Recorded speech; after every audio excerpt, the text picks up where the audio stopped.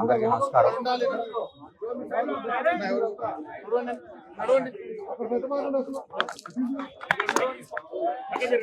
చాలా బాధాకరం,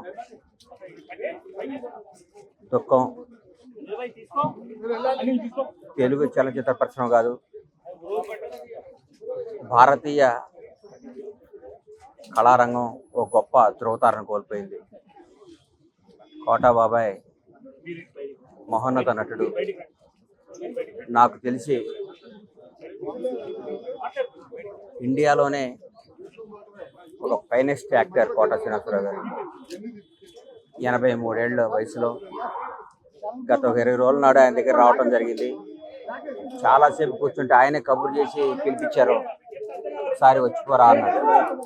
వస్తే ఆయన విషయాలు చెప్పుకుంటూ వాళ్ళ మనవళ్ళ నంబర్ నాకు ఇచ్చి, నా నంబర్ వాళ్ళ మనవడికి ఇప్పించి, అరే ఎప్పుడు ఏ అవసరం ఉన్నా ఈ పిల్లలకి కొద్దిగా రెస్పాన్స్ ఇస్తుంటారా అన్నాడు.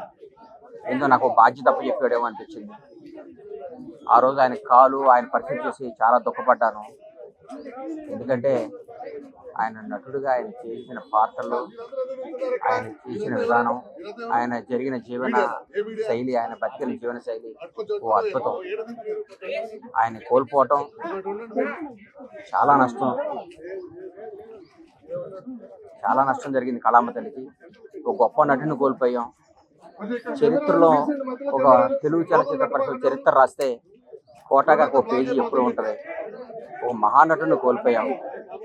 ఆయన పవిత్ర ఆత్మకు శాంతి కలగాలని ఆ భగవంతుని కోరుకుంటూ ఆయన కుటుంబ సభ్యులకి నా ప్రగాఢమైన సానుభూతి తెలియజేస్తూ, తెలుగు చలనచిత్ర పరిశ్రమ ఆయన కుటుంబానికి ఎప్పుడు అండగా ఉంటుంది.